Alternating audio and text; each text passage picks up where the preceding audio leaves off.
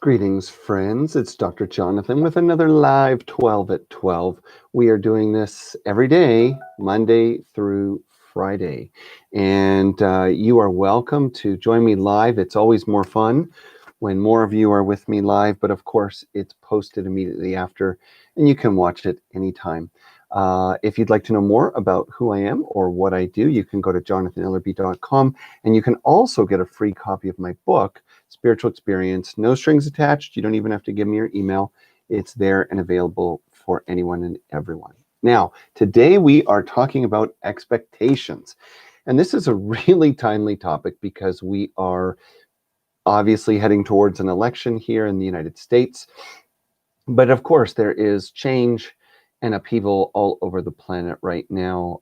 Economic systems are in flux, environmental systems are being challenged, and we have this strange global experience of the pandemic that we call COVID-19.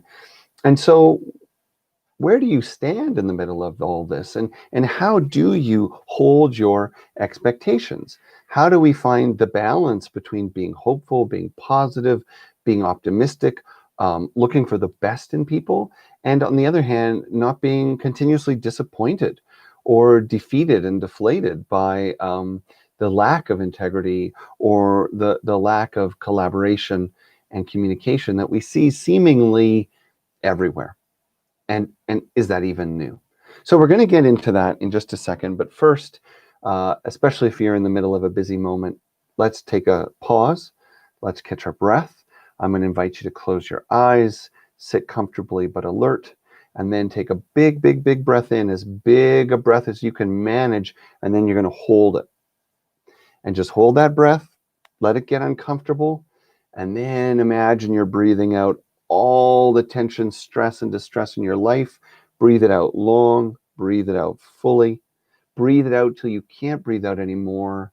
And then draw your next breath in and envision yourself bringing in life force, drawing in all these elements of life, spiritual and physical. Hold it. Imagine that energy absorbing into your body, and then again, breathing out expectations, breathing out disappointments, breathing out whatever doesn't serve you in this moment. Feel your shoulders soften, the muscles in your face relax. Keeping your eyes closed, just let yourself connect with a sense of stillness and silence in yourself.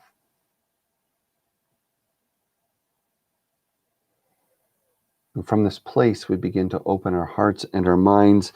And I'd like to share with you a beautiful poem by the physician Rachel Naomi Remen, who is one of my all-time favorite teachers and authors, probably one of the best facilitators that I've ever taken a workshop with. Check out her book, Kitchen Table Wisdom. This is called Hippocratic Oath. May I escape the shame, inadequacy, self-judgment, and self-doubt my training has taught me. May I trust that my love is as needed as my knowledge.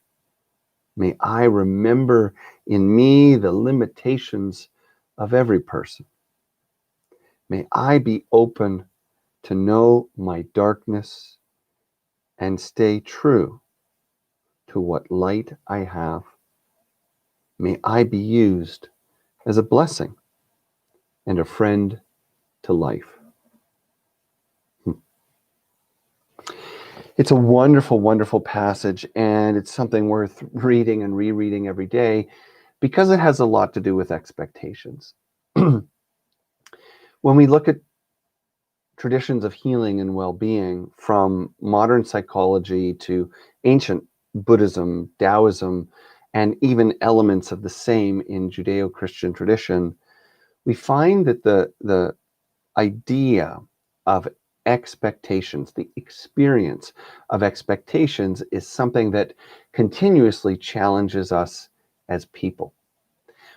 One of the things that can help us to understand how to hold expectations and why they become so complicated is to remember the three channels of self that I've talked about in a number of videos. And if you don't know what I'm talking about, you can just search for that one. It says 3 channels or something about channels. And this basic idea that in all of us, we have at least 3 core dimensions to who we are and how we relate to the world. We have our conditioned, externally relating self. We have our essential, internally referencing self. And then we have something unmistakably universal, the presence of mystery and the eternal. You could call that God, spirit, life.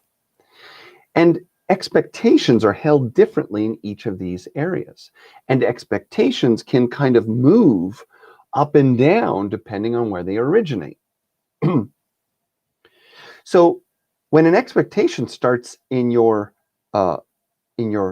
core, in your divine center, it doesn't feel like an expectation. It's something more like faith or trust that eventually the highest good will come.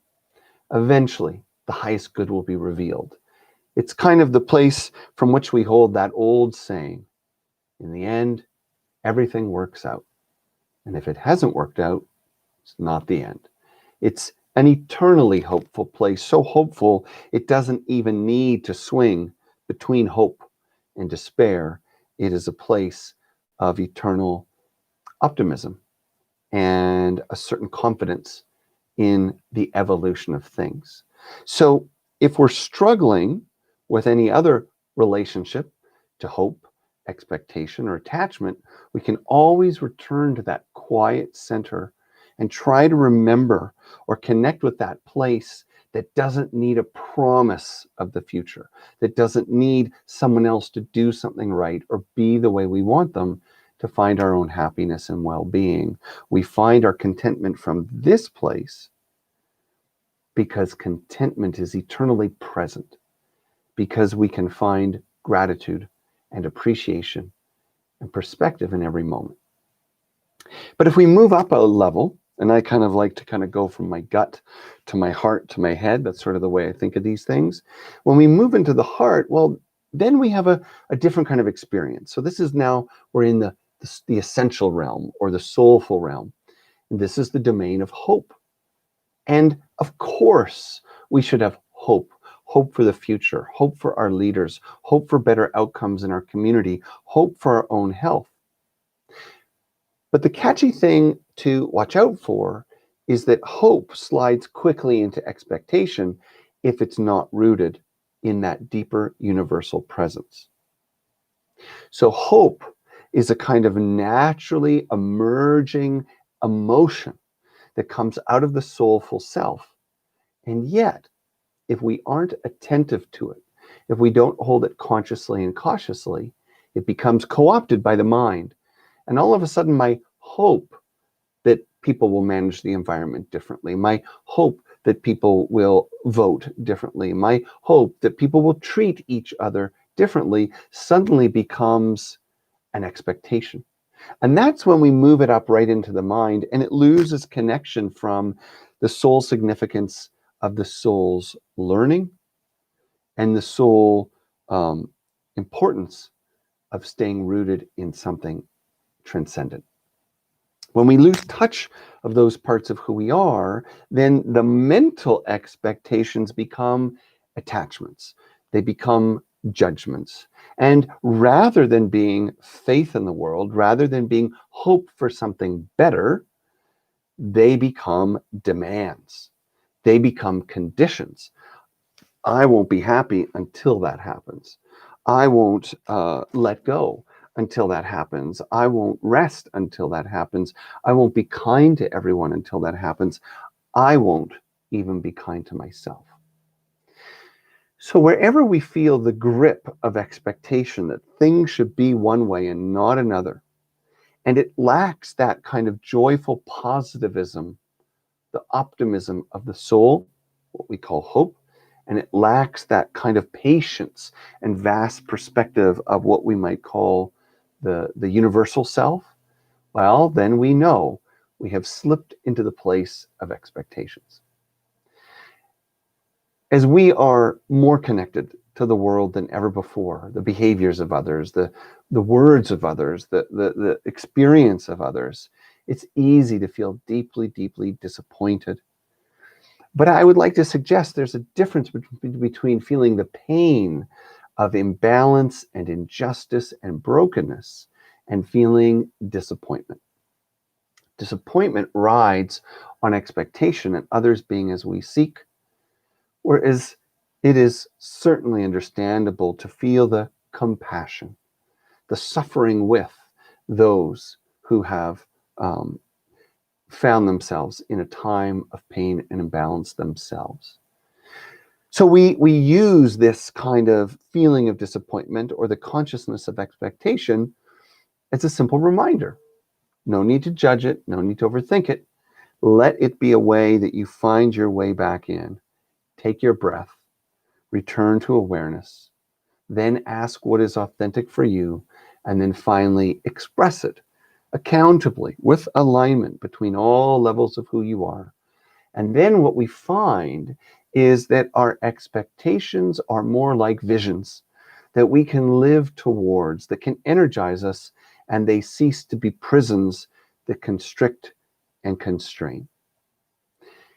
Again, it's a difficult time because we've never been more exposed to the ups and downs of the world. And sometimes it can feel like there's no room for expectations anymore, that we have to lower our expectations to such a point that we don't even, as an example, seek a president that the country loves. We just seek a president that slightly more than half the country loves. That's a pretty low expectation.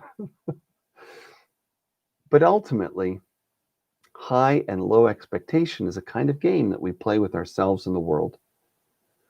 Can we move to a place of no expectation, where we release judgment and attachment, allow ourselves to be rooted in a kind of faith in the evolution of life as it always has, and then a conscious expression of hope from the soul of who we are, compassionate, optimistic, and idealistic, with openness to the fact that we don't know when it'll happen or how it'll happen, but it's enough to hold a prayer for a better world and a better day for one and all. That's the message for today. I hope there's something in this for you. Please remember, if you haven't subscribed yet, I got to grow my followers on YouTube so I can switch my camera. YouTube needs me to have 1,000 followers so I can change cameras. Don't ask why, but I would really love that. Otherwise, if I can be of service, by all means, reach out, send me a note. Don't forget, check out jonathanellerby.com. There's a bunch of free stuff for you there. I'm grateful you were here, and I will see you later. Peace out.